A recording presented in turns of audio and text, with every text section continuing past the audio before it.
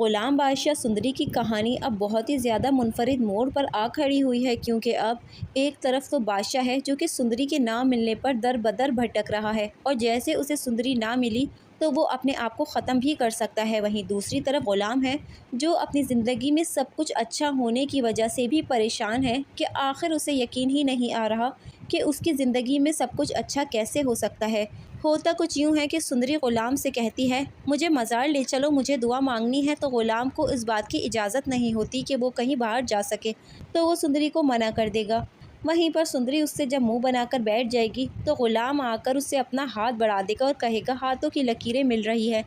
وہیں یہ دونوں دعا مانگ لیں گے تو سندری غلام کی آزادی کی دعا مانگے گی۔ وہیں جانداد بھی غلام کی آزادی کی تیاری شروع کر دیتا ہے۔ صاحب جان جو کہ لاجو کو کافی زیادہ برا بھلا کہہ رہی ہوتی ہے، تو وہیں پر جانداد اسے بتا دیتا ہے اب وہ کبھی بھی یہاں تمہیں نہیں دیکھیں گے، آخر کب تک غلام بادشاہ کی غلامی کرے گا، اب میں اسے اس غلامی سے آزاد کر کے شہر بھیج دوں گا۔ ہم یہ بھی دیکھیں گے کہ غلام سندری سے یہ بات کہتا ہے کہ سندری تمہاری دعا قبول ہو گئی ہے،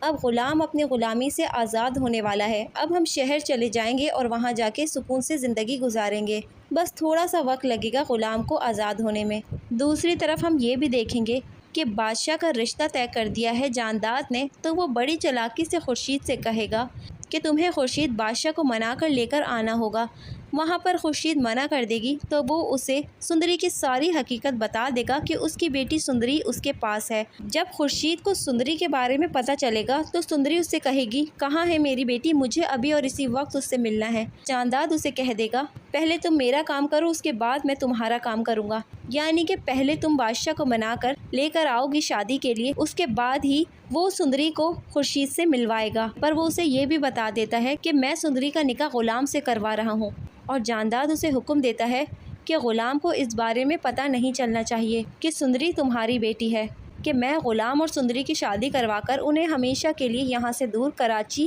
شہر میں بھیج دوں گا۔ خورشید جو کہ اپنی بیٹی کو پانے کے لیے، اپنی بیٹی سے ملنے کے لیے غلام کے ساتھ بادشاہ کے پاس جائے گی بادشاہ کو منانے کے لیے۔ وہیں پر ہم یہ بھی دیکھیں گے لاجو اپنے بیٹے کی خوشی پر بہت ہی زیادہ خوش ہو جاتی ہے، لیکن ان کی خوشی کو بہت جلد نظر لگنے والی ہے، کیونکہ جب غلام اور خورشید بادشاہ کو لینے کے لیے، منانے کے لیے اس کے پاس جائیں گے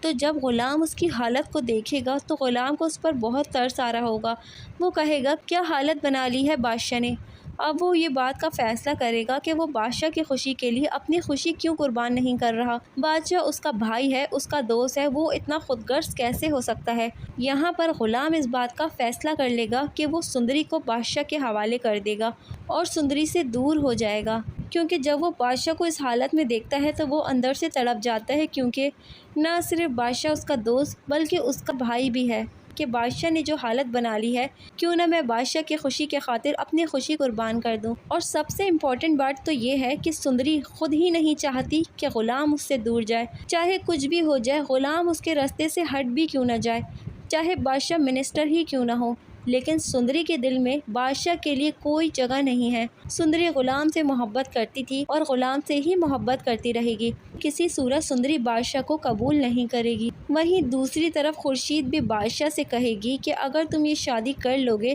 تو جانداد بھائی مجھے میری بیٹی سے ملوا دیں گے۔ بہت ہی زیادہ منفرد موڑ پر یہ ڈرامہ آ کھڑا ہوا ہے، کیونکہ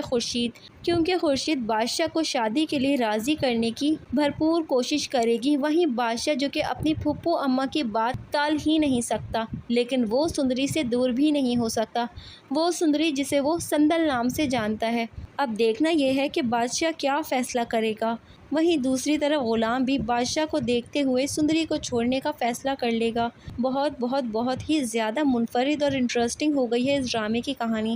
دوستو اگر آپ کو میری ویڈیو اچھی لگی ہے تو ویڈیو کو لائک کیجیے، چینل پہ نئے ہیں اب تک تو ہمارے چینل کو سبسکرائب کر لیں۔